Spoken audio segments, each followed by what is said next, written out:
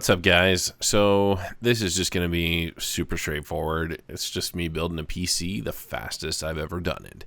So I apologize for how I sound in this video. I didn't record any actual audio for the video itself because it was just one of those nights where I had so much going on. I think I had like 3 builds that evening and a laptop to fix and a tablet screen to replace, so it was just go, go, go.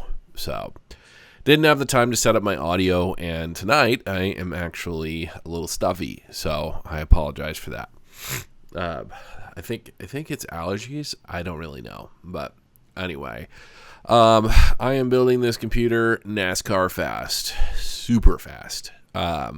Actually, in all reality, this computer only took me about 45 minutes to slap together. It's really not a bad build, pretty straightforward.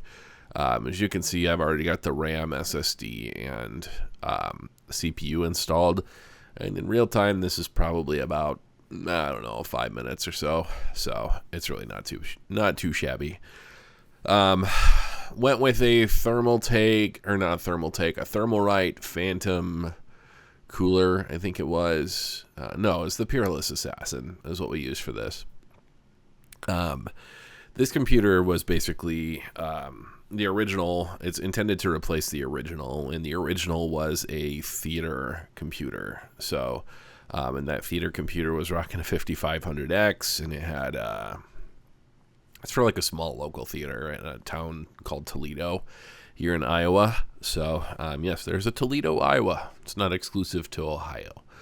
But anyway, that computer basically had a power supply go bad, which ruined just about everything in that case, including the GPU, which I took apart a couple days ago just to see how it ended up looking, and it looked terrible. It looks like a lot of the capacitors were starting to leak all over inside after that power supply issue. So you can see here the Peerless Assassin. If you don't know much about it, it's a really nice low cost option for a cooler, for a CPU cooler. It performs super well. It's not necessarily a knock to a quiet or anything like that, but I mean, it's a good quality cooler. You can see I got that attached, and I'm just basically breaking out the case here, which for whatever reason takes a couple of seconds. I think it's because those stupid handles are always in the way. Pull off that foam, bada bing, bada boom, case is out, ready to roll.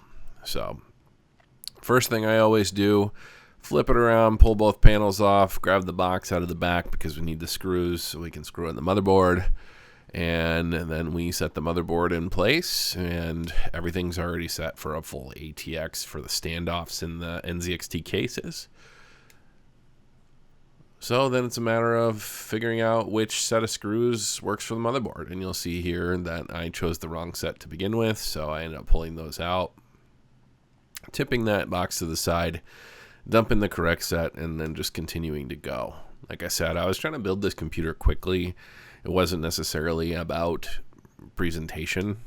If it was, you guys would have a top-down view, But right now I'm just screwing in I think it's the 8 screws that it requires, because 9 would mean that the one little peg in there that's normally a screw for some cheaper cases was not a peg. So, but yeah, they went with a NZXT H5 Flow. It's a good quality case.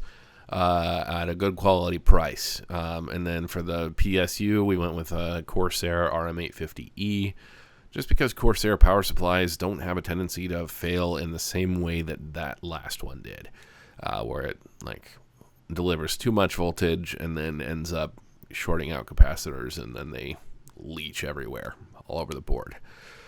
So you can see here, I'm super adept at pulling these twist ties off. And I am 100% confident in what I'm putting in, and that's why I just got up to go check what the GPU power needed. So we did end up buying a new GPU prior to this build starting, and the reason we did that is because thought that it might just be the GPU that was the problem, so we swapped the GPU. The GPU wasn't the problem. And then after that ended up not being the problem, well, we still needed a new GPU because the original one was shot, because it was having problems. So I actually just tried that in a build yesterday, the old 5500X, or the 5500 XT, excuse me, and it doesn't work. The screen goes black after a period of time, and you get a BIOS beep code. So I think it was like 3 beeps and like 3 quick beeps and 2 short ones. So something like that. Right now, basically just pulling all those power supply cables through. Trying to tuck things nicely. I like to keep my cable management somewhat tidy. I believe I show what the cable management looks like, or assume you can already see it before I move on here, because we're getting closer to the end of this video. All right, let's see here. Based on the cable that I'm fussing with there, it's just power supply cables at this point.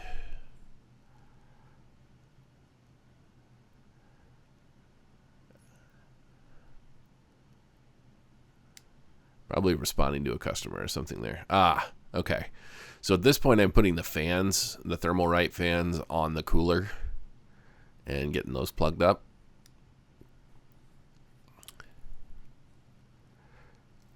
The reason I'm doing that is just because it gets harder the longer you wait, basically.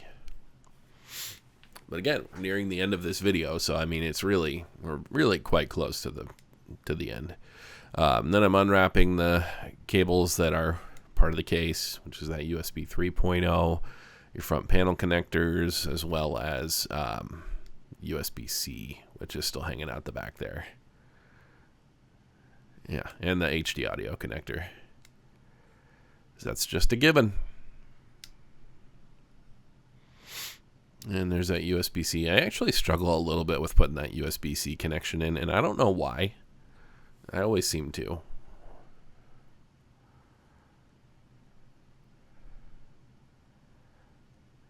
There we go. Got that in there.